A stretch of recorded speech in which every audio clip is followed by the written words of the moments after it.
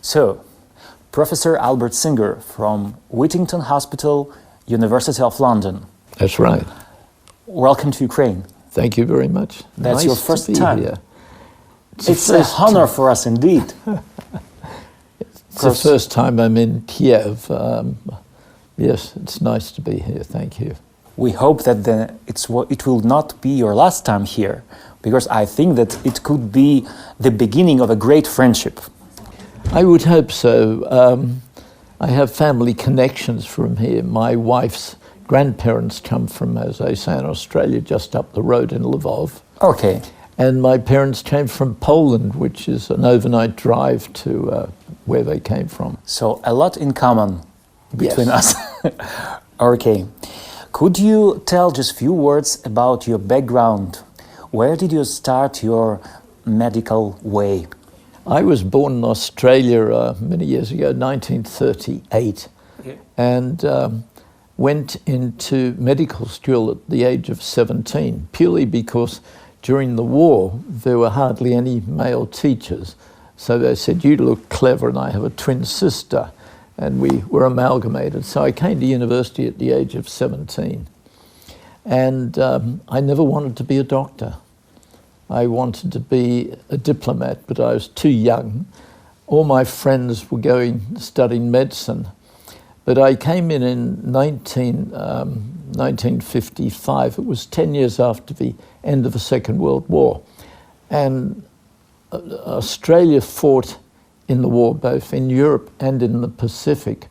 And we had many of the prisoners of war who survived the Japanese were allowed 10 years to get their life together and could come into university with just a bare matriculum, no physics, no chemistry. So I came in that year, and the scholarship people at a scholarship said, "Look, do that for 1 year, and then you can be a diplomat." At the end of 1 year, I'd never done physics and chemistry in my life, but there was a coaching college run by the ugliest woman I'd ever met, and she was brilliant, and she tutored me purely just to pass the exam. So I passed physics and chemistry, and I made so many friends. I said, "Well, I'll do pre-med, and then I'll become a diplomat." And here I am, at the age of 81, still working and very interested. Thank you so much for coming. We wait with anticipation for the tomorrow lectures. Thank you, Professor Альберт. I hope I haven't been too hard on you, but I feel very passionate.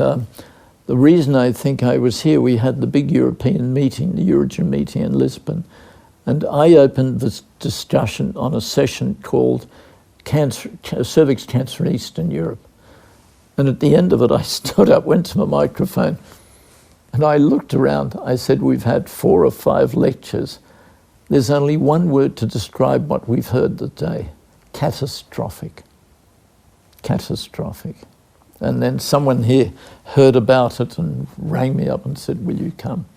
But it was very emotional. The rest of the world, cervix cancer is preventable.